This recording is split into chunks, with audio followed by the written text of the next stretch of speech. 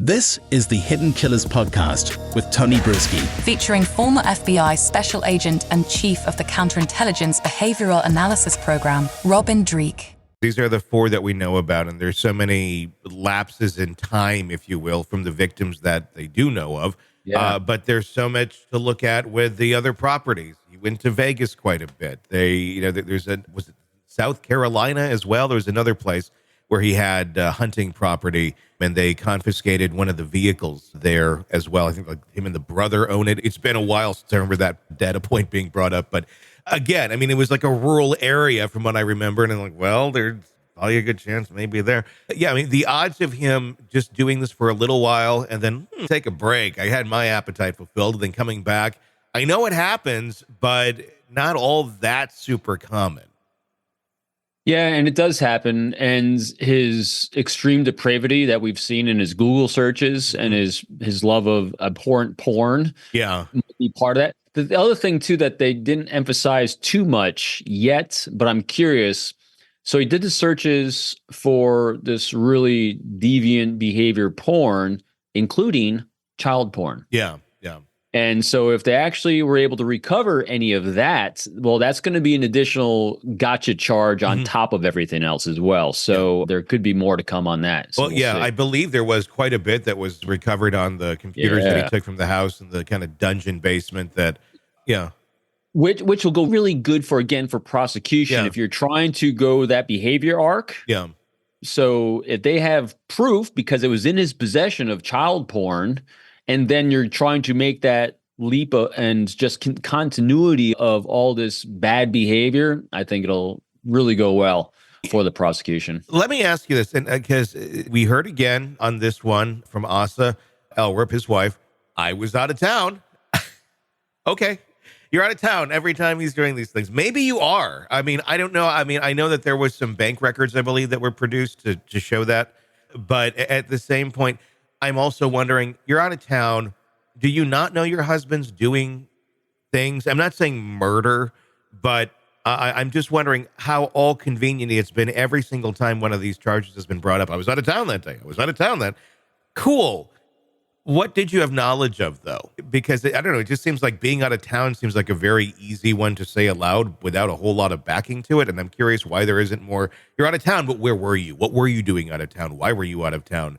I do wonder, not so much that she knew about him murdering people, but about his deviant behavior with other women, if that was just kind of part of their arrangement, and she goes out of town and he does that, and that's what she knew. If she did know about that, just the deviancy, not the murder stuff, but thus far has said, I didn't know anything about this. Does that put her in any sort of bind? Would that be lying to, I mean, although we don't know how much she said to anybody, because we also hear from her attorney that she hasn't been questioned. But that also doesn't line up great with some of the other statements that we've heard from her with reasoning as to where she's at. It's another big kind of question as to what sort of culpability she might have with what type of knowledge she had of her husband. Yeah, I'm not sure. So we have a lot of questions on the air about why she hasn't been questioned more.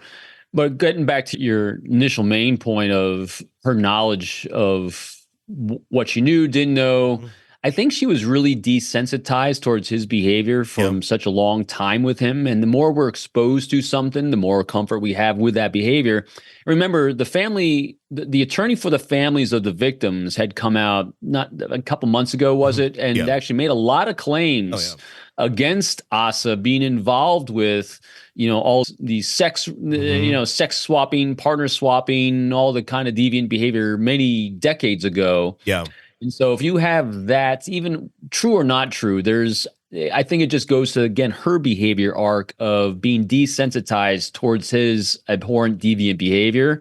So it just became a natural part of her life that, again, conjecture here, maybe she added, I know he's going to do these horrendous things. And so we have part of our arrangement is I'm going to leave town when he informs me, hey, I'm going to have a guy's weekend of doing stupid. Yeah. So maybe that's just part of it. So she kind of inoculized herself against it, maybe. Yeah, it does make you wonder, and especially if someone goes into a relationship and the bar is already really low walking in and knowing that maybe she didn't know that he's into this stuff, because that would put them back closer towards the front of their relationship. in terms of the timeline. And if she walked into that thing knowing this is what he's into, add another, 15 years on top of that or more. I think, it was late 90s, early 2000s. So we're talking 20 some years on that. If your bar's that low and you get desensitized, that bar just gets even lower.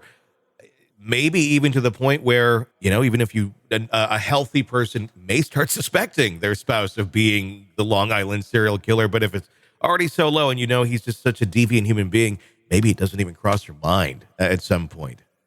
Key word you said right there, a healthy person. We don't know how healthy after a period of time in that kind of environment you'll remain. Exactly. Yeah. When you're surrounded by crazy, how long does it take you to go crazy? That's a very good point.